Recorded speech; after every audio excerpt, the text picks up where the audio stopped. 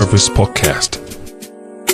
Each week, senior officers, law enforcement experts, the community leaders discuss crime prevention, community policing, road safety, and how citizens can help. Tune in, ask questions, be a part of the conversation that builds a safer Liberia. Police Dialogue, working together for peace, protection, and progress. Police Dialogue, join the Liberia National Police and community leaders for weekly conversation on safety, rights, and road safety. Tune in on the official LNP Facebook page, Police Dialogue, working together for peace, protection, and progress. Have you ever wondered how the Liberia National Police keep our community safe?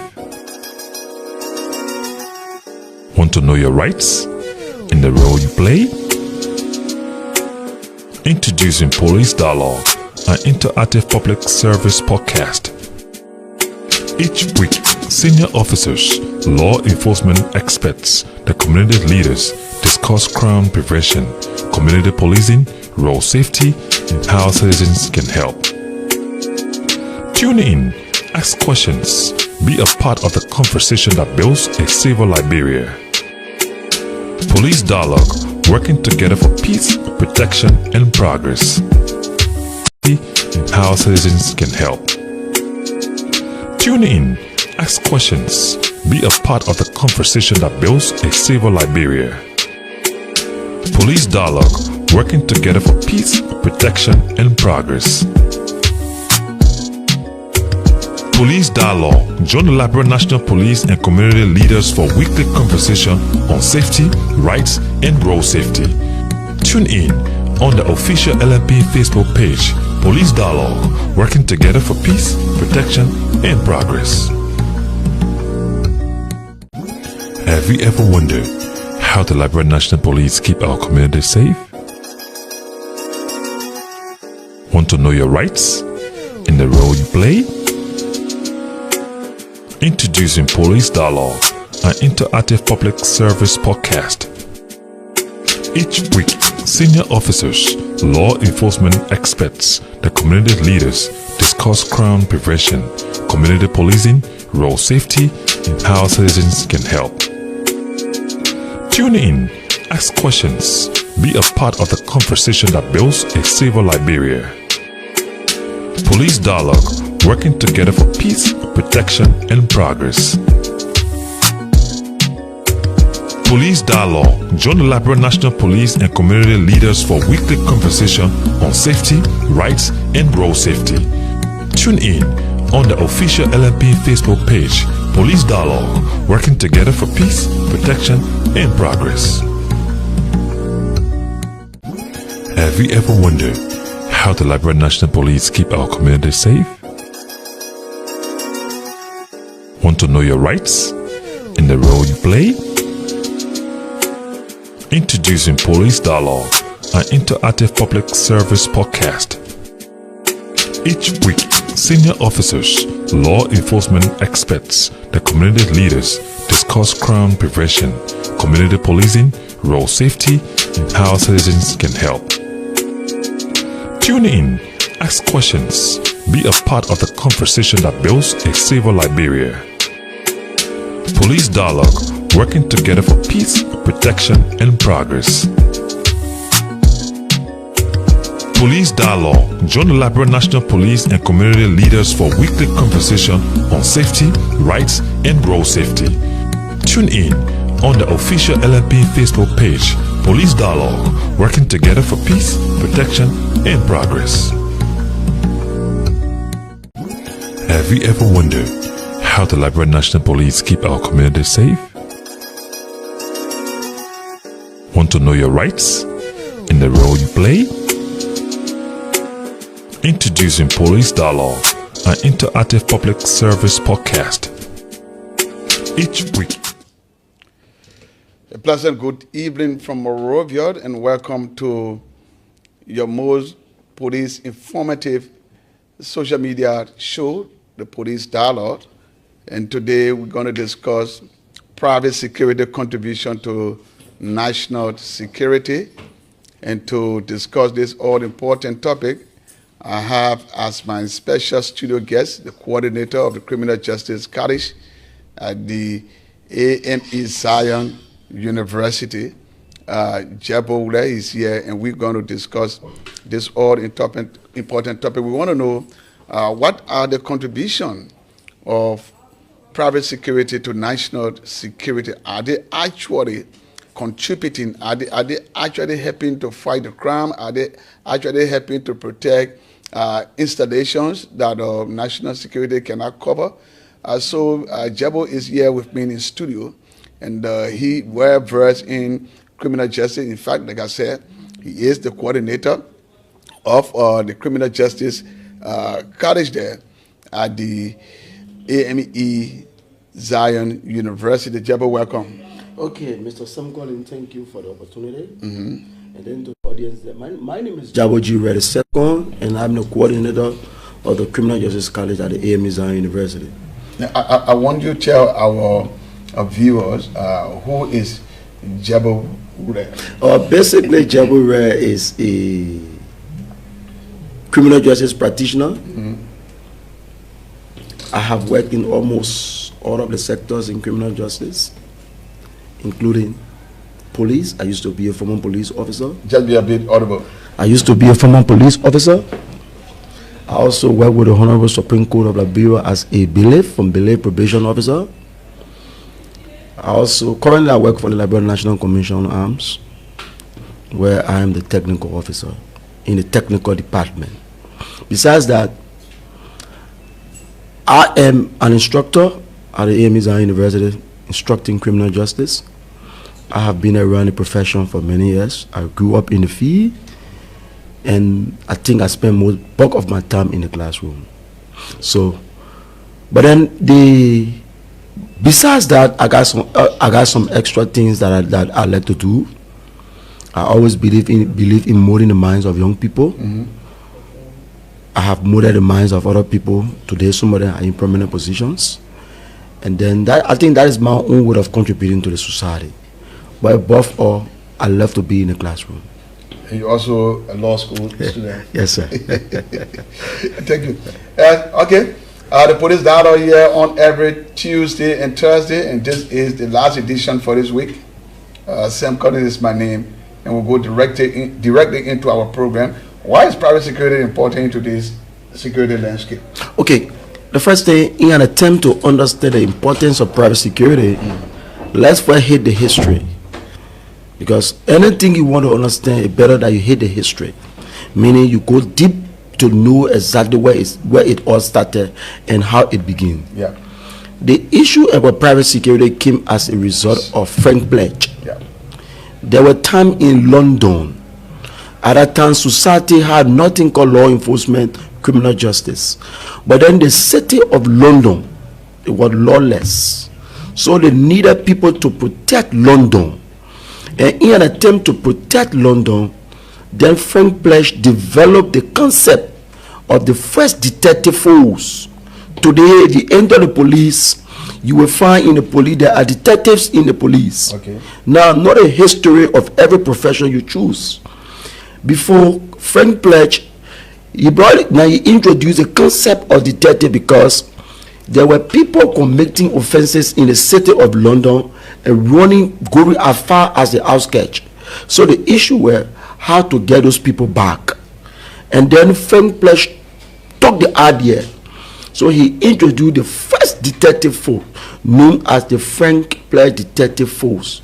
They were responsible to protect the entire London. Outside of government? Outside of government. At that time, there was nothing called government. Okay. With regards to law enforcement. Okay. If you look at the history of law enforcement, starting from the Frank Pledge system, the constable-wide system, law enforcement became... Now, law enforcement got under police from the ideology of Sir Robert Peel, former British Prime Minister, when he introduced the principles of policing, for which all law enforcement institutions today teach all of their people, including students who go to the university to learn criminal justice. But at that time, the entire system, it was never under government. And one of his principles was that police should be organized along military lines. 2, police should be under governmental control, for which today you find the police is under the control of the government, but yesterday law enforcement was squarely under the control of the people. At that time, the parish, they were responsible to protect their own existence. Not until lately experts came together and said, no, we cannot leave this thing alone just with people. Let's see how best we can take it. Until lately, before today, we got police now under government. But as per the history, it was never under government. Yeah, I want you to continue on the history of the private security. Now, then later on, until when other experts, for instance, like Alan Pinkerton, it was Alan Pinkerton who took private security to the United States of America. If you trace the history of private security, he was the one who took private security to America. But then at that time, the concept of the thing, it was very new. People needed the opportunity. Until what is now today called private security, it was never called private security. It was just called an ordinary security protecting. They were merely called watchmen. Today it is called private security, but it was called watchmen. But as a private security officer, you still perform watchman function. You still perform watchman function because a watchman carries simple function: to watch and to protect. You are not basically running after perpetrators. You are watching and you protecting. That whatever you see that does not appear correct to you, you notify the requisite authority. That is the function of a watchman. And your presence also serves as a deterrent. Oh yes, oh yes. The presence of a law enforcement officer, studies have shown that the presence of law enforcement officers have deterred crime to the higher extent. It's Jabogula, and he just said the basis of our discussion. He gave the history of private security, and he has stated that he started off from London. People were committing crime in the city of London and running on the outskirts, and they needed to be brought back, and so private security evolved. And so my next question to you is, in what way does private security complement national security rather than compete with it? Good. The issue, okay, the issue of complementing, it just clearly suggests that something that help. The question would be whether or not private security is helping national government, and the correct answer is yes. So do you agree that private security is playing a key role? 100% agree. I want you to elaborate. Now, private security plays a very key role in law enforcement. How? Many of the infrastructure is being protected by a private security guard. Check it everywhere around you go. All of the sectors around, every structure. Take for instance, there are some society, majority of the workplaces, they are protected by private security guards. Because in the eyes and minds of the people, many of the private security officers are people who work for institutions outside of government. So if for any reason this particular institution got a contract with the government to provide security, all of those people who come to provide that, to perform that function, should be a private security person, and then they come in to provide something for the government, because all will not be about the police. Sometimes we can duplicate the private security function to mean that it is a police function. While it's true the police cover all, but the police cannot be everywhere at every time. So in a larger extent, the police actually need the private security, and the private security as well need the police, because the private security as well, they got some deficiency when it comes to one. They got a scope to perform. They got a scope. They have limitations. They got limitation. Yeah. They can't go certain area. Yeah. They can't do certain things. Yeah. And then the police don't. While it is true the police may have some restriction with regards to privacy and other things, but the police got a wider scope. Yeah. Both of the private security institution, they work in line with the police. While I was on my beat, I noted 2-3 persons, they just passed here not too long. Now, I realized that they have crossed my control area. Then it is the police now. The police will go after them. It may not be that the police will be going to arrest them. Sometimes the police will go to question them. Suspicion alone. While it's true suspicion is not a ground for arrest, but suspicion gave the police the leverage to believe or think that something sinister is happening. Jebo Uled. Let's look at the rules and collaboration. What specific roles do private security firms play in supporting the work of the Liberia National Police? Basically, part of the rules, one of their responsibility would be to report crime news to the police, because sometimes they themselves they can get some issues at the level of the places they work. They are deployed. Yeah. Good. Sometimes they can help the institution do internal investigation. They help get bulk of the clues before the police can come. Because the private security officer, he work in the building, he work in that structure, he understand that structure more than the police do. So if he write a report and give a report to the police, and the criminal investigator come, from what the private security officer will write, the officer who is trained in that specific investigation will grab the clues. Take for instance, in case of burglary, a trained burglary expert, once he reads a private security officer report, he will know exactly some of the things that happen. Yeah. It may not be there, he may not be there, but then once the private security officer is a good writer, that's why a very good law enforcement officer is that person that can write. Is that person that can write. And that person that able to use his 5 senses plus his common sense. Our former U.S. Justice Oliver Wendell Holmes, he say, what allow a law enforcement officer to know that a crime has been committed? It is not about what he see, but it is about what his common sense tells him. Because the eyes can only see, but whether or not that thing is wrong in nature, it is the common sense that will tell you. So as a good private or police officer, build your common sense. Develop it every day.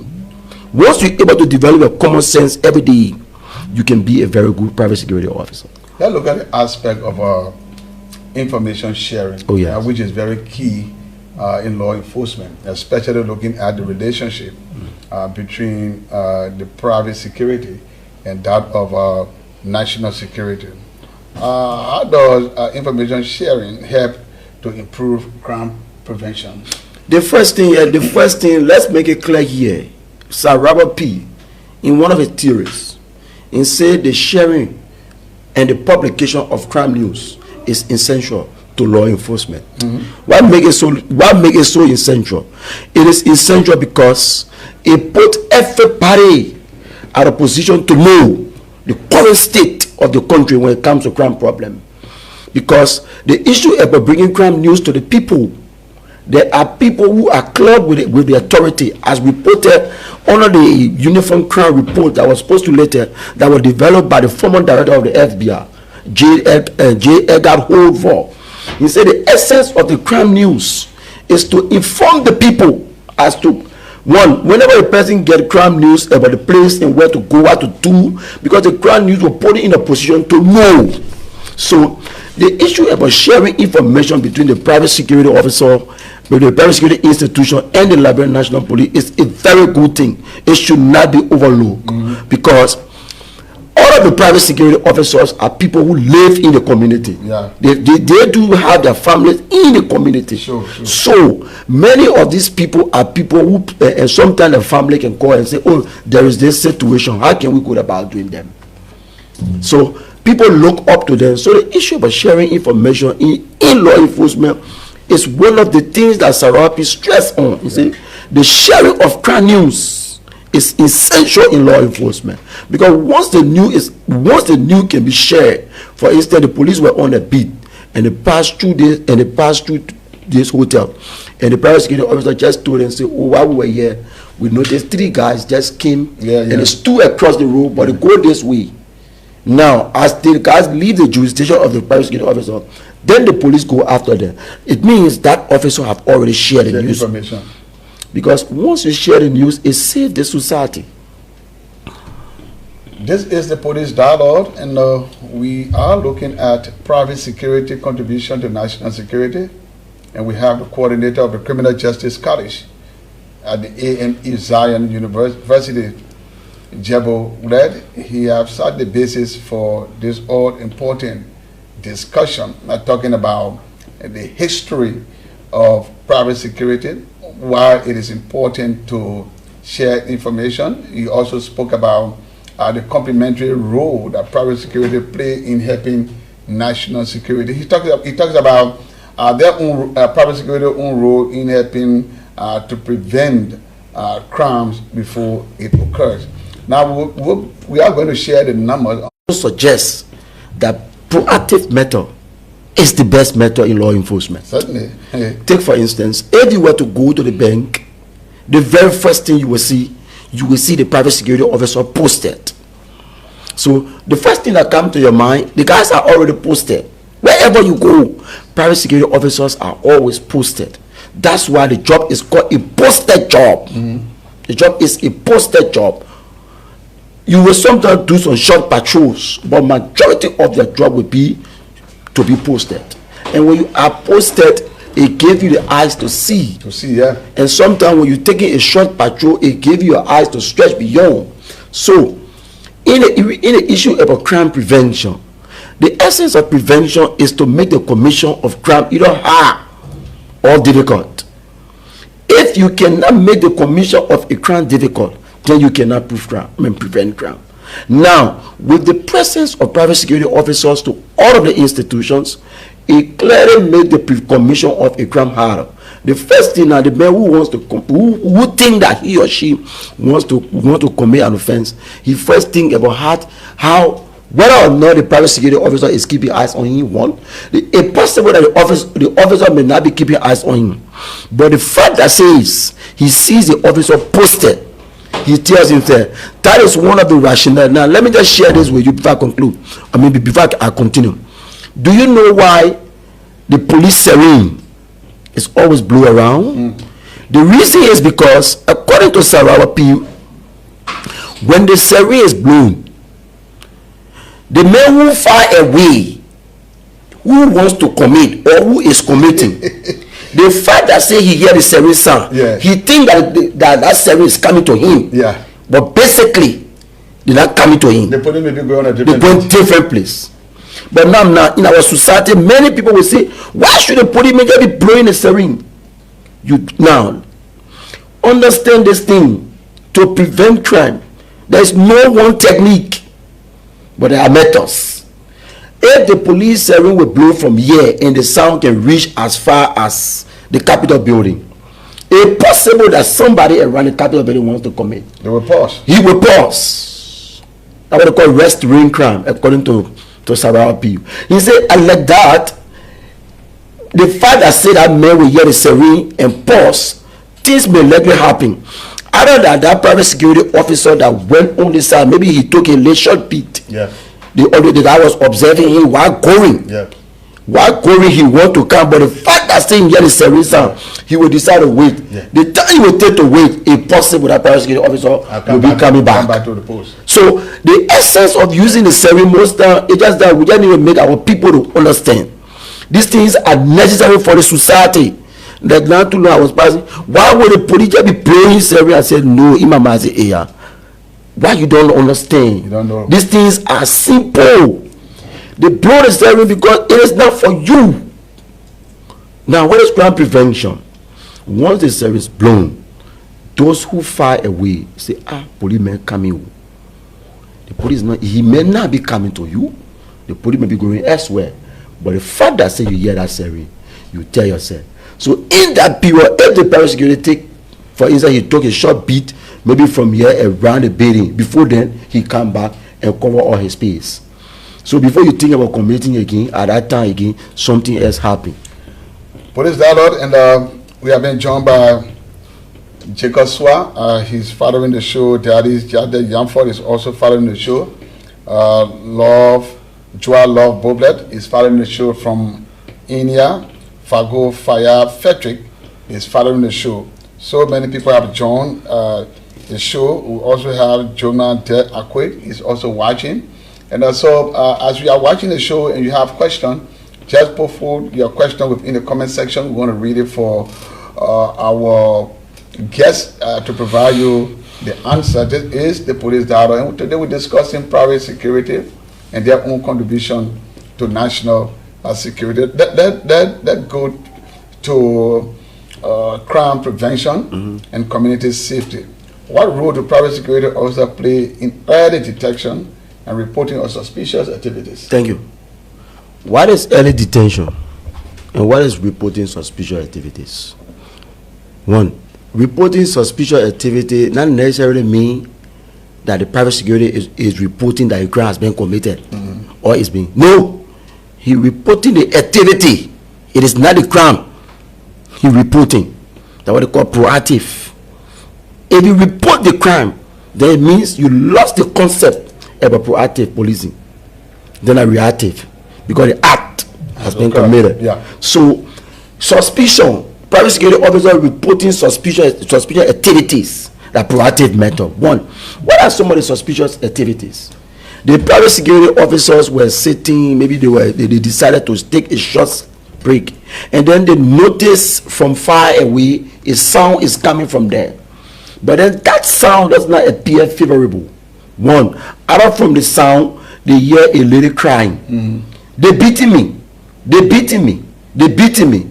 Two things is more likely to happen. The private security guy is area that he controlling. He can't leave that place. He may not want to leave here. He may not leave that place and go there. Yeah. And two, he can also help the police, because that issue is squarely within the police range. Yeah. But the police may not be there. So in that instant, what is more likely to happen? One, the private security guard radio. That's why as you take up your post as a private security guard, there must be a link between your post and the nearby police station, because you will not go everywhere, and the police can go everywhere. So the moment you notice it, you just take the phone, whatever they call, you call the police number, or there is this situation, I'm observing this. The moment you call the police, and nowadays I have noticed on 2-3 occasions, the police nowadays, they are very, very fast in terms of response. Yeah, response time. Okay. I observed that with the bank, the issue at the bank there. It didn't take but in less than 5 minutes time, the police were already in the bank. Yeah. So in that kind of situation, the moment you report the issue to the police, you will find the police right away to protect the society. No. There are some private businesses that need private security institutions. Take for instance, if you have the situation where you say all of the police officers should be the one manning stores, who will patrol in the community? Who will patrol in the community? That's a salient point. Who will patrol in the community? The private security man's job is a posted job. That's the reason why they say you are assigned at the water tank. That is a posted job. But besides that, we need other people in the community. Take for instance, look at the various junctions. Like for instance, when the season time coming, that this time before the season period, few days of the season period, the police were all around protecting the various junction. That will not be done by the private security. That cannot be done by the private security. But the buildings that are closer to the junction will be the places that the private security will be protecting. So private security got their own function, and the police got a various function, but they also help. They help one way or the other. The police need them, even they themselves need the police, because a good private security officer report is good enough to help the police resolve crime problem. Okay, we are going to put the numbers on the screen, and the WhatsApp number will be the same: 0770 077894747 is the WhatsApp number. You can also call us on 0886 471529 and 0770 800 122. Call those numbers to participate on this show to give your input. We're looking at private security contribution to national security, and today's show is actually an eye-opener, because many of the time people just downplay private security, not actually knowing the contribution that they are making to national security. He spoke about early warning and how private security can detect crime, how private security can prevent crimes, and how private security can alert national security to move in swiftly when something is about to happen. So from today, as we follow in the show, try now to appreciate our brothers and sisters who sign up for private security. They may not be working for the national security, but from Jebo explanation and from the knowledge that he's sharing, they are seriously complementing the efforts of our brothers and sisters who are national security actors. Let's look at the the legal and regulatory framework that govern private security. What laws or regulations govern private security operations in Liberia? Yeah, basically, the law that create that govern bulk of the private security institutions. Yeah. That law is merely to help national security in the fight against crime.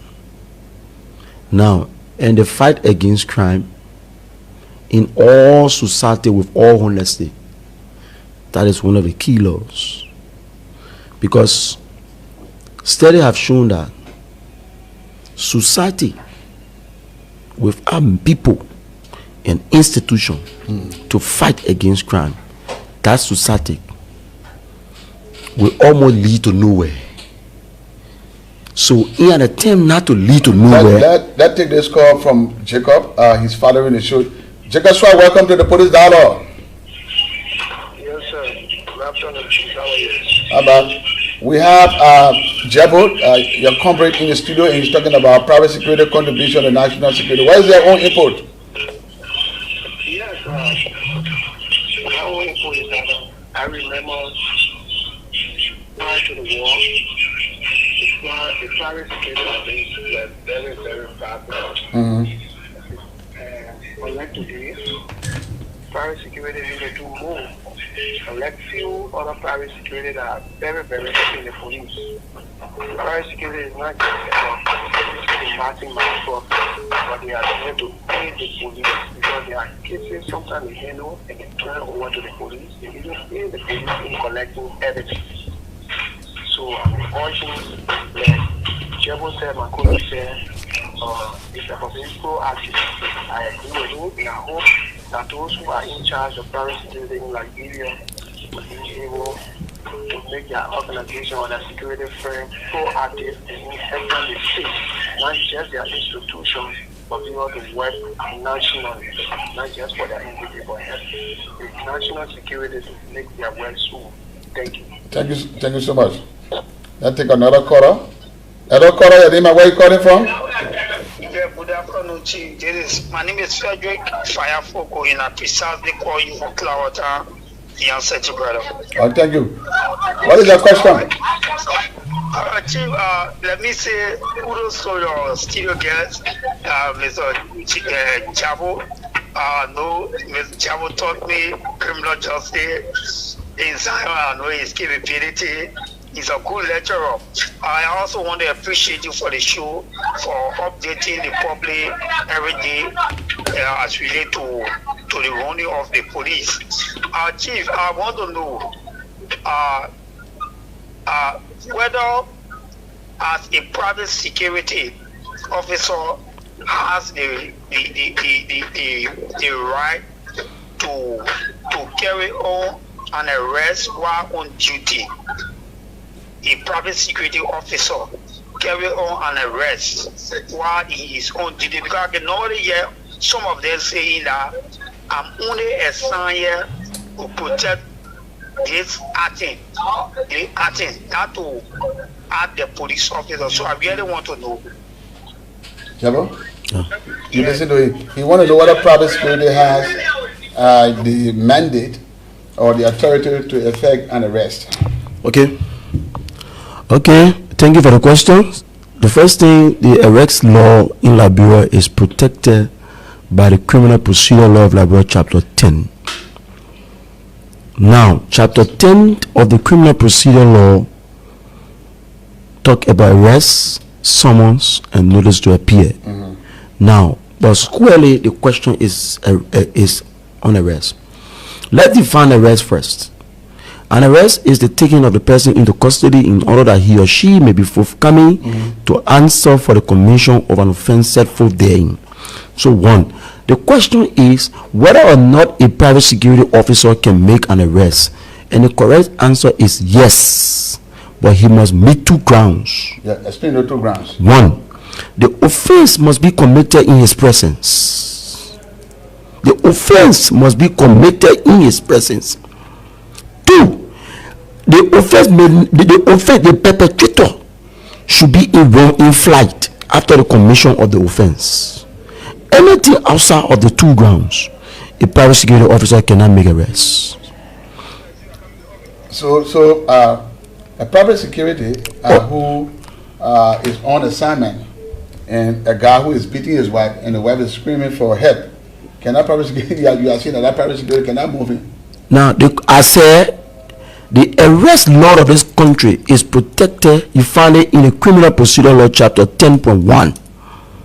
It defines an arrest to mean that it is the taking of a person into custody in order that he or she may be forthcoming to answer for the commission of an offense set forth therein. Now, there are grounds for the arrest. 10.2, methods of making arrest. Now, the question would be, who are those that can make arrests, and what are the grounds?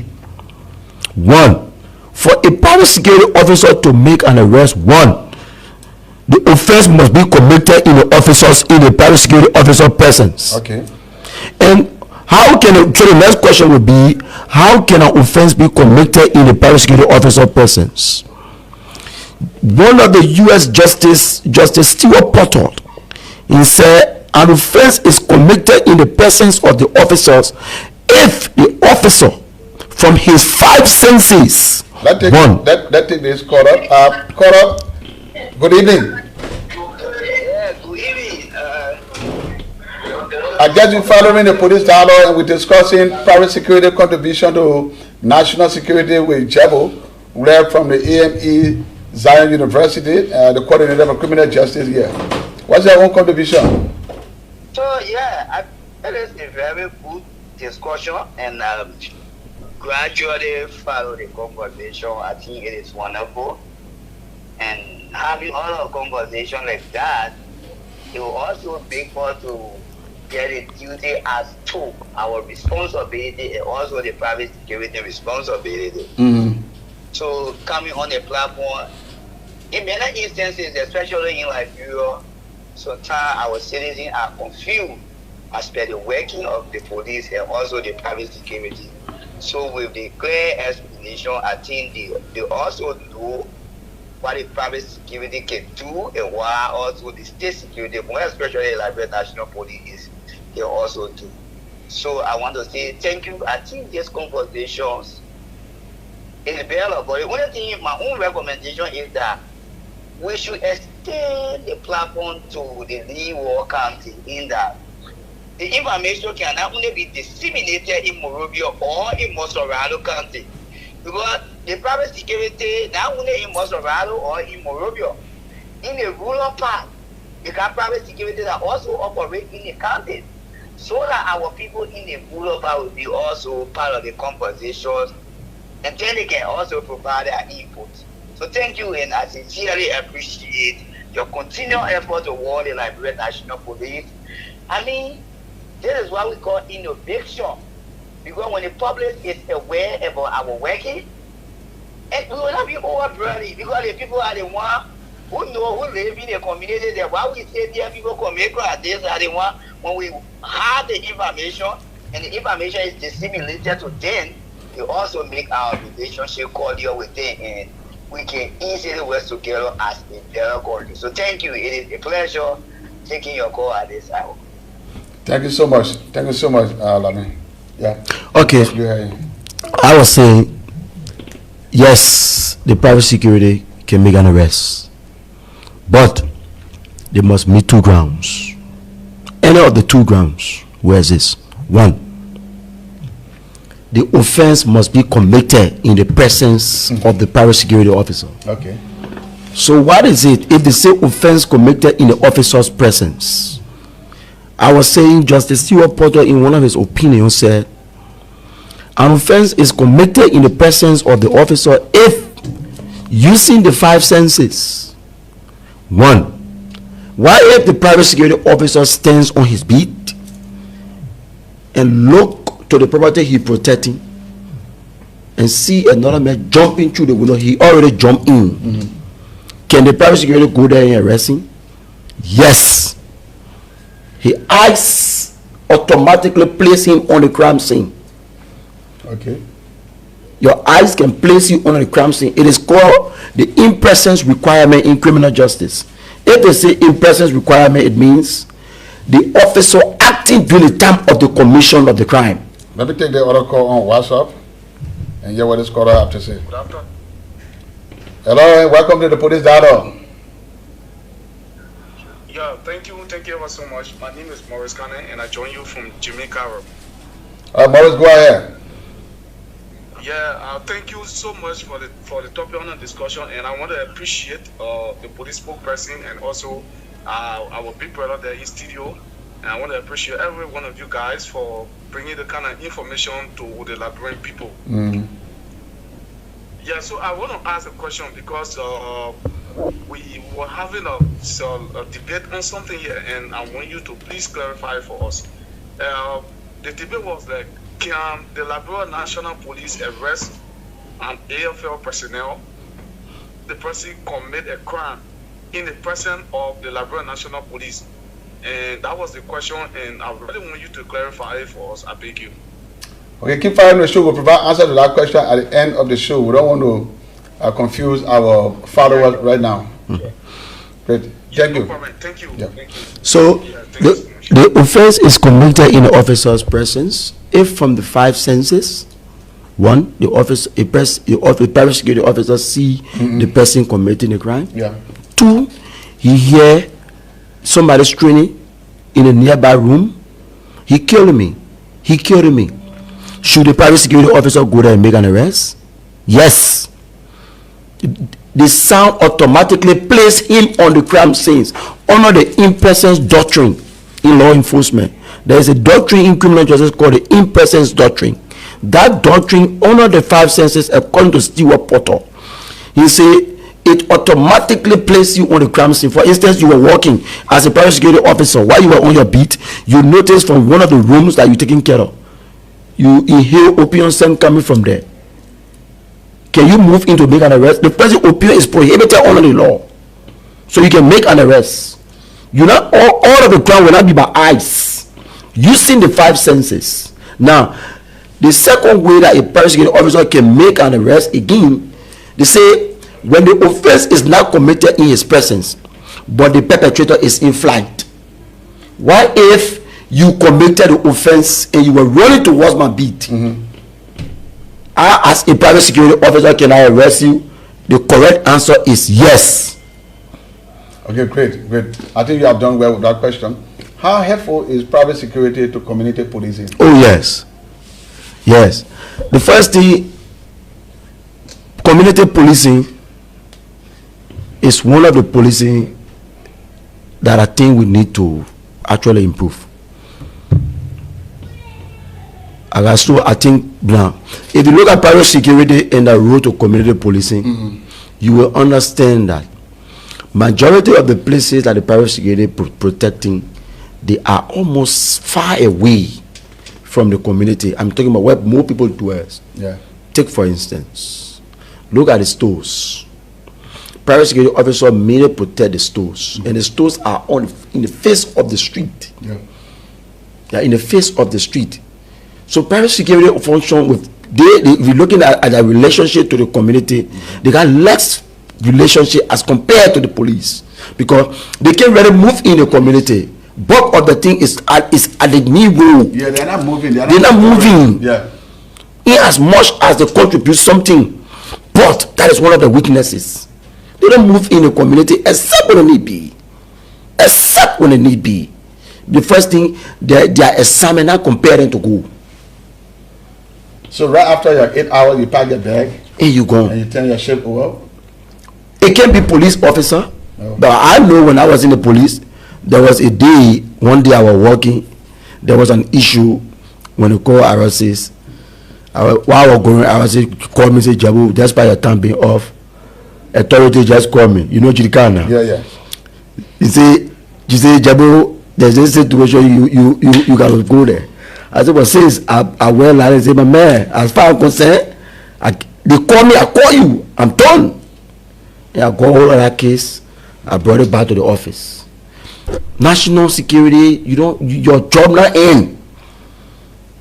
Your job as a police officer not end. You will be sleeping. There will be situation, but not the private security. Private security, they are meaning on the main road. They are made on a main road, but the national security always go down in the community. So they are not helpful to community. No, they are, but their help is limited. Yes, because of their scope of operation. Because of their scope. Let's look at how important is oversight and regulation in ensuring private security acts responsibly. Now, the issue of oversight. Now, so the question will be, who keeping the oversight? Because the essence of oversight means to sit over and direct whoever you gave the authority to. So the question would be, who gave the private security the authority? The Ministry of Justice gave them the authority. So the issue about oversight on private security, it is from the Ministry of Justice, the Private Security Department, the Public Security Department. Yep. So part of that thing would be, now let's see your report for the last 2 months. We get to understand that, take for instance, Sam Collins, your security film did report for the last 2 months. And you're supposed to report. And reporting in law enforcement is a cardinal issue. Very cardinal. Because if you cannot report, there will be no crime data. There will be no crime data. And the essence of crime data, according to Edgar Hoover, is to prepare the society for the West. Because once the data is before you, you know exactly. That's why the experts that can interpret the data consistent with the population. Now, there's a guy called Adolf Quetelet. Quetelet was Quetelet from Belgium, but he was a mathematician. Now, he used age and related to criminal justice. He said there is a distinction. He said age and crime, they are synonymous. If you look in the society, Quetelet's argument was that the more the society get young people, the more the crime rate increases. Yes. The more the society get less young people, the lesser the crime rate. He introduced. And what was his justification for that theory? His justification was that when a person hit 50 years. Let me hold you there and take this caller. Hello, caller? Yeah, good evening. Yes. My name is John. I called from Sokole. And I appreciate you and the guests doing a stream. We're in studio. I'm monitoring from Sokole here. But I have a question for your guest. Yeah, go ahead.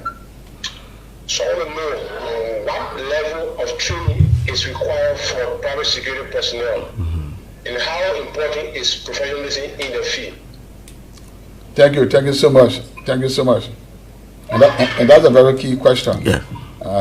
When it comes to the operation of private security. Yeah, basically, while it's true, all private security institutions, they have that training manual, they have that training guide, but that training guide is being monitored by the Ministry of Justice.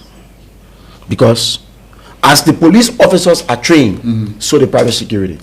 That's why 88 to 90% of all private security firms in this country are run by former police officers. Yeah, sure. I do agree with you. Check the data. I do agree. So, majority of the training from police are the same training we take there.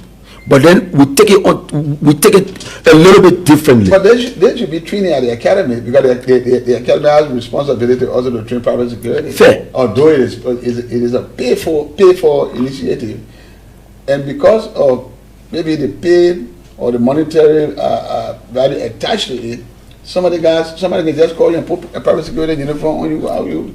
Sam, the problem to that is that as a country, we yet to understand that private security is a profession. Even the government still not see private security as a profession. Okay. If the day they see it as a profession, the thing you're talking, they will start to do it. They're not seeing it as a profession. Even there are people out there still not see police to be a profession. They see it as a way of life. That's why you find them, when they come to the system, they struggle with the system. Because that was not where you wanted to be.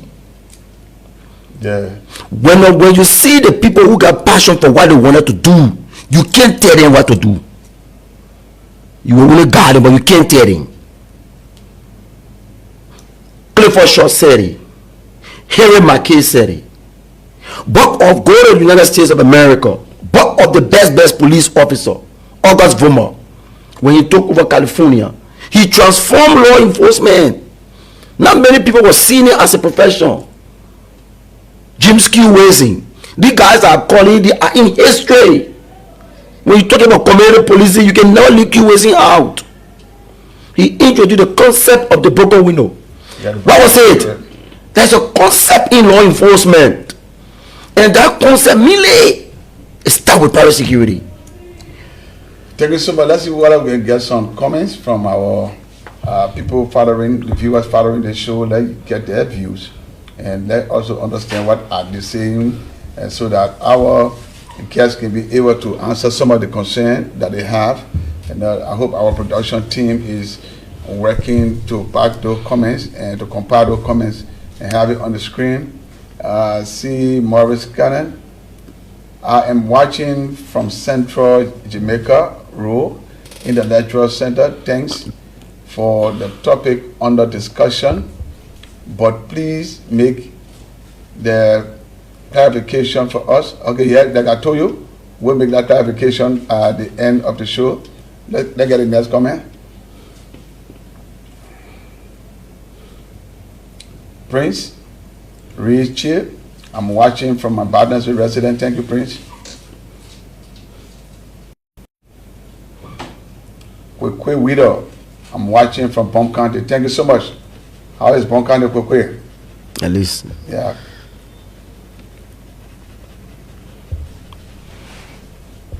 Fogo Fire, Patrick.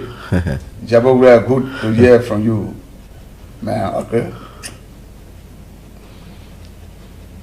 Joa Love, I'm following from my end, and she's way there in India.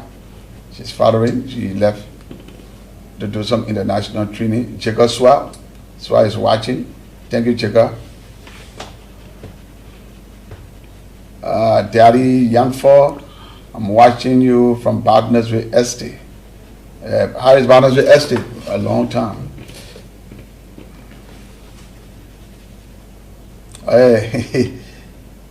Mia Tamara Kane, thank you. I'm monitoring your show from a later corner in Gardnersville. Oh, I thought you were watching the show from Nimba, my man. Thank you so much. That's one of my former staff in the present public affairs section. He's now a magistrate. Prince Mombandi Tobe, Prof. Jabogre, thank you for the recognition. Axe Prince, the man coming start from England where the Metropolitan Police and security one of your students. Yeah, I can give me other. Yeah. Give me other. When you go to high school, if you want to know, go and judge the data. Go to high school. Go in the high schools, 12th grade year, everybody will tell you, I want to be lawyer. I want to be pilot. I want to be medical days. Not many of them will say they want to be police officer. But then, if they find a way, no way, then they join the police. That's why we're struggling with the system. The few of us are get the police to say that this is what we want to do. The legal profession, this is where we want to be. Observe our workings. We need to professionalize some of these things, especially private security. At about this time, we should have a card system for all private security officers. They will go everywhere you go. Every officer who is a private security officer operate with card. What is the essence of the card? The essence of the card is so that, one, the private security officer can contribute to the economy, because that card is issued by the national government. Government get money from the card too. That card there to tell him that he is a professional private security officer. Two, that card there to tell him the police are your partners. Why would the police carry their own national ID card?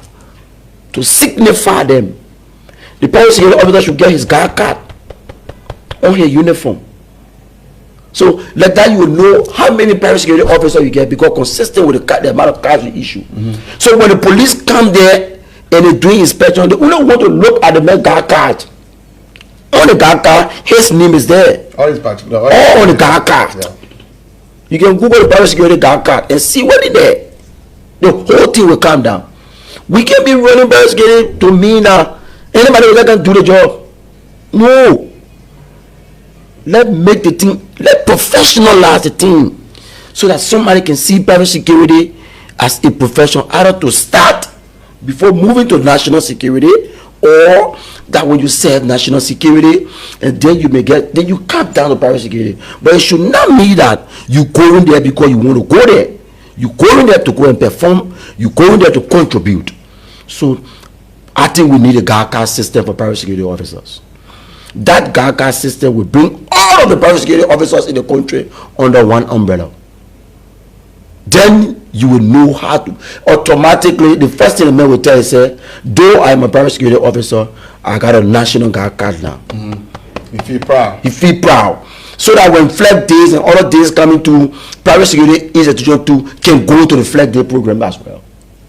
Under that umbrella, then you have a society, because that was Pink Cotton and day, that was Sarawak Pete and day.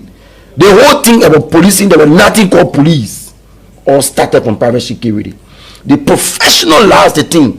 Until today you go out there, you see the private security officer, you can be asking yourself, whether you got a private security officer or a national policeman. Oh yeah, outside that, bro. Because the people under umbrella, we need to move to that thing a little bit.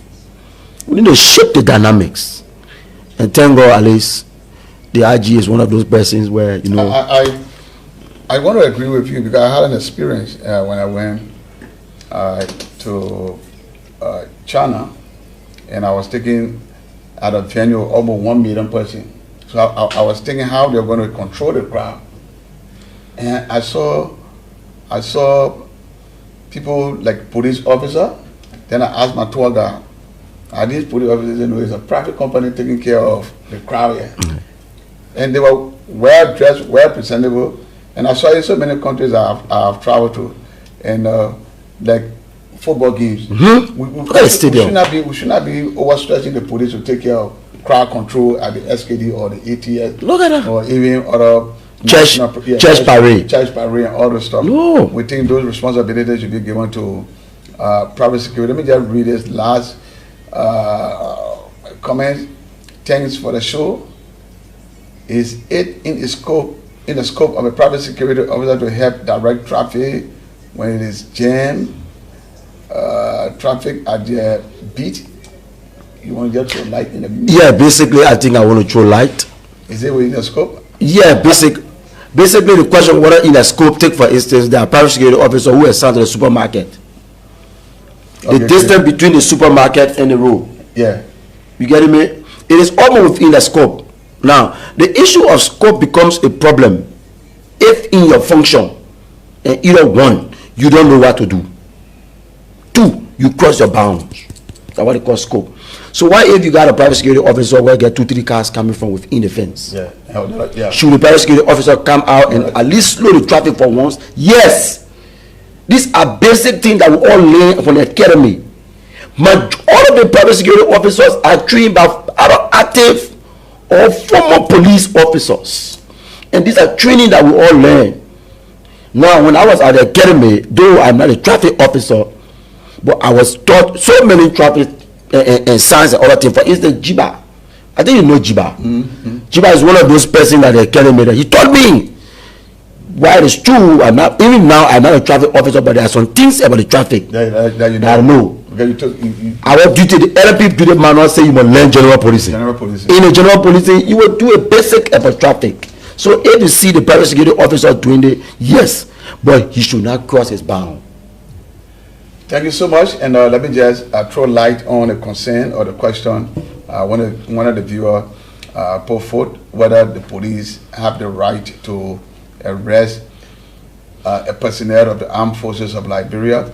Well, we have a memorandum of understanding between the armed forces of Liberia and the Liberia National Police. Any crime committed by a personnel of the armed forces of Liberia, what the police do is that they immediately communicate with the hierarchy of the armed forces of Liberia and make sure that that personnel is turned over to the Liberia National Police for investigation. So we have a very good working relationship with the Armed Forces of Liberia, and the Armed Forces of Liberia has been turning over officers who commit crimes, who are involved with acts that police need to get involved with. So to answer your question, yes, we can, but through a memorandum of understanding that we have.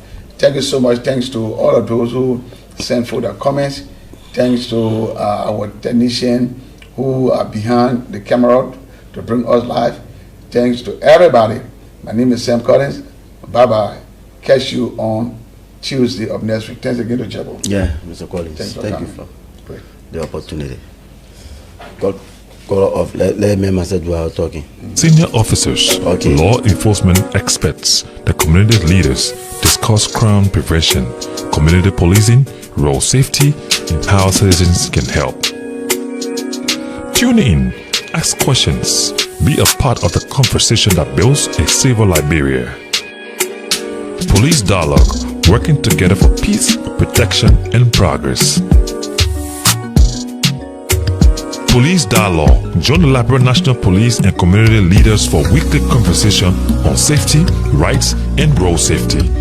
Tune in on the official LNP Facebook page, Police Dialogue, working together for peace, protection, and progress.